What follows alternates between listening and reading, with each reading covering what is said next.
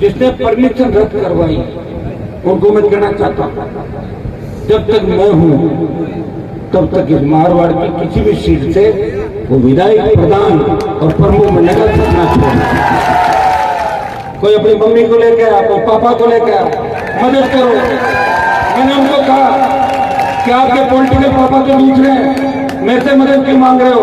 बोले साहब अब की बार मदद कर दो, फिर कभी नहीं मांगेंगे।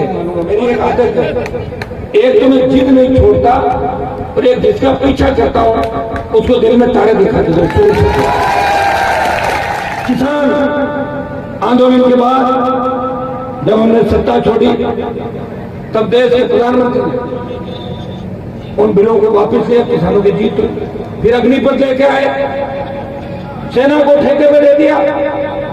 उस समय भी देश के अंदर से कोई आवाज अगर आई किसी की, झंडे के साथ उस आंदोलन में कोई कूदा, वो आपका ही भाई था। और जोधपुर में 2 लाख जवानों की रैली करके मोदी को चेतावनी दी, मोदी जी हमारे तैयार हो जाओ। और एक चेतावनी से जोगनीवीर 25% लेने की बात कर रहे थे, आदेश निकाल दिया कि जो लेंगे उसको 50% को मैं रखेंगे। अभी तो चुनाव बाकी है और मुझे मेरा वादा याद है, चुनाव बाकी है, 50% भी करा के ही मानूंगा। मेरी एक आदत है, एक तो मैं जिद नहीं छोड़ता और एक जिसका पीछा करता हूं उसको दिल में तारे दिखाते दो। और इस कार्यक्रम के अंदर भी जिसने विघ्न डालने का प्रयास किया, जिसने परमिशन रद्द करवाई, उनको मैं कहना चाहता हूं, जब तक मैं हूं तब तक इस मारवाड़ की किसी भी सीट से वो विधायक, प्रधान और प्रमुख में नगर सकना चाहिए। लेकिन परमिशन रद्द होने से क्या कार्यक्रम रद्द हो गया? क्या आ गया? मैं कहा गई परमिशन, बताओ मुझे परमिशन की आवश्यकता नहीं होती, क्योंकि मैं चाहता था बाहर रैली कर सकता था। लेकिन मेरा ये राजस्थान विद्यालय का कमिटमेंट था, जब मैं गया था तो इन्होंने कहा था बच्चों ने कि साहब जब तक जोधपुर का जवान खड़ा नहीं होगा, जोधपुर के छात्र छात्राएं सड़क पर नहीं आएंगे, तब तक सरकार नहीं झुकेगी, क्योंकि अशोक गहलोत जोधपुर से चुन के आते हैं। तो मैंने कोई सोच रहा है, मैंने कहा राजस्थान विद्यालय के छात्र जितना आंदोलन कर रहे हैं, ताकत जिस हिसाब से ताकत से लड़ रहे हैं, जोधपुर विद्यालय का छात्र भी उसी ताकत से खड़ा मिलेगा। इसलिए शुरुआत जोधपुर की धरती से करिए कि 14 तारीख को जो जयपुर में हमारा मेला है, उसमें जोधपुर विद्यालय के छात्र छात्राएं हजारों की तादाद के अंदर जयपुर आएंगे। उस दिन जयपुर आओगे नहीं आओगे सर? क्योंकि मैं मन से पूछूंगा कि जोधपुर हाथ खड़ा करो, फिर नहीं आओगे तो कहां से करोगा? मतलब वहां पूछूंगा, यहाँ तो कर ही रहे। तो सब लोगों को जोधपुर आना है, जयपुर आपको आना है। और कैसे आना आप भी जानते हो, ट्रेनें अपनी चल रही है, अपनी कोई दिक्कत नहीं, ट्रेनों को चढ़ जाओ अंदर, अपनी ट्रेन है, बड़ी सेवा है।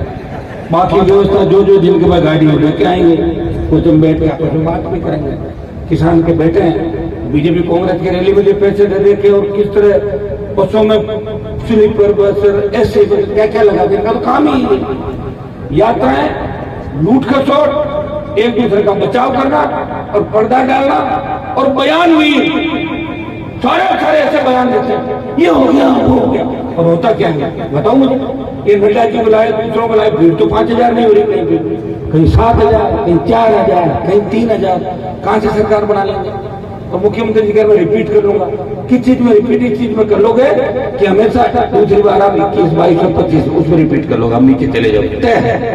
कांग्रेस हारेगी और भाजपा नहीं आएगी।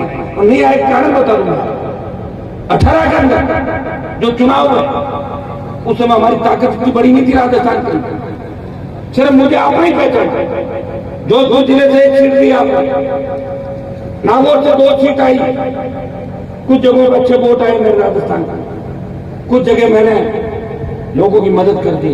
कोई रात को 12 बजे आया, कोई अपनी मम्मी को लेकर आया, कोई पापा को लेकर आया, मदद करो। मैंने उनको कहा कि आपके पॉलिटिकल पापा तो दूसरे हैं, मेरे से मदद क्यों मांग रहे हो? बोले साहब अब की बार मदद कर दो, फिर कभी नहीं मांगेंगे। और मैं तो देखो दिलेर व्यक्ति हूँ इस मामले के अंदर, काजल की कोठरी में रहते हुए कभी दाग नहीं लगा 20 साल के अंदर। कोई नहीं कह सकता कि हमने हनुमान बेनीवाल को किसी चीज में हिस्सेदारी, कल के छोड़े कल के छोरे जिनके पास साइकिल नहीं, जिनके पास कच्चा मकान, अरबपति खरबपति ओडी बड़ी बड़ी गाड़ियां कहां से लाते हैं बताओ मुझे? भ्रष्टाचार, जमीनों पे कब्जे, अनटचड काम, दारू डोडा, इसमें कैमरी, इसका धंधा करते हैं।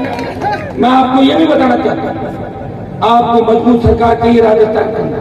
अगर आप चाहते हो कि राजस्थान में 12 बजे भी हमारी बहन बेटियां सड़क पर सुरक्षित निकले, वो ऐसे घूमे तो अपने घर के आंगन के अंदर घूम रही है, आपको एक बार राष्ट्रीय लोकतांत्रिक पार्टी की सरकार राजस्थान के अंदर बनानी चाहिए। भाई मैं विश्वास रखता कि हर नौजवान अखबार लोगों ने पढ़ने छोड़, बच्चे आत्महत्या कर, कोटा के अंदर कोचिंग के 30 बच्चों ने अभी सुसाइड कर लिया। क्या कारण है बताओ?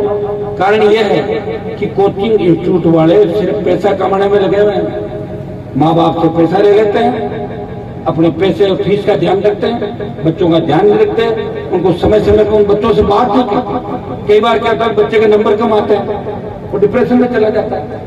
माता पिता के साथ साथ कोचिंग वालों का उतना ही फर्ज है जितना माँ बाप का था। माँ बाप अपने बच्चों को अगर कहीं छोड़ता है दिल के कलेजे के टुकड़ों को, तो उनको दूसरा अपना परिवार मान के छोड़ता है। लेकिन दुर्भाग्य से सारे लोग पैसे कमाने में लगते हैं। आप डिग्री लेके जाते हो, क्या रोजगार की गारंटी? सड़क पर एनकाउंटर हो रहे हैं लोगों के, कौन आ रहा आपके लिए लड़ने बताओ मुझे? कोई नहीं आएगा।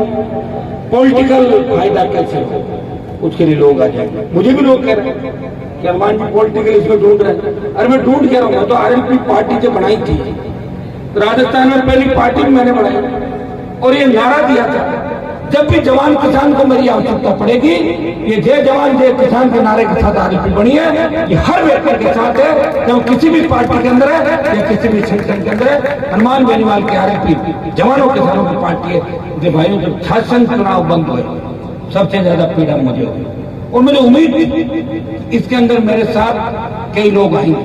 इस विश्वविद्यालय के जितने भी छात्र नेता बैठे, एनएसयूआई, एबीपी, दूसरे छात्र ने कई अच्छे सहयोग कर रहे हैं, सहयोग करवा रहे, खुल के भी आ रहे। यहाँ आपको एक चीज तो ये सोच लो कि जब बड़े नेताओं की पार्टी नहीं होती आपस में, तो तुम छोटे बच्चे संगठन के नाम पे किसी के विरोध में क्यों हो जाते हो? क्या गहलोत वसुंधरा साथ नहीं बैठते? गहलोत ने ये कहा कि वसुंधरा ने मेरी सरकार बचाई, तुम आपस में क्यों नहीं बैठते मंच में साथ? बताओ मुझे। मंच में साथ बैठना चाहिए, विचार सबके सुनने चाहिए, अच्छा काम जो कर रहा है उसका साथ देना चाहिए और अच्छा नहीं करे उसे टाटा बाय बाय भी करना चाहिए। हम तो उलझ जाते हो, करते जाते हो। कई लोगों को मैंने देखा जिसमें अगर अध्यक्ष बन जाते हैं 15-15, 20-20 साल वही घूमते रहते हैं, उनको खाने को वही मिलता है, इसलिए उस कैंपस के चारों तरफ घूमते हैं। अध्यक्ष में भी रहा, ऐसे थोड़ी जाता हूँ, जब सम्मान के साथ पूरा करता है या आवश्यकता पड़ती जाता हूँ 7 साल बाद, 8 साल बाद। अपने यहाँ पे कितने साल बाद आया? 6-7-8 साल बाद आया, वो थोड़ी होगा। तुम बच्चों को कैसे हम आगे बढ़ाएं? आज सेकंड पीढ़ी अगर हम तैयार कर देंगे तो हमें कोई तकलीफ नहीं होगी। पुराने नेताओं ने सेकंड पीढ़ी तैयार नहीं की, उन्होंने एक ही काम किया, उनका बेटा, बेटी, बेटे की बहू, भतीजा और भांजा, इसके अलावा आगे नहीं।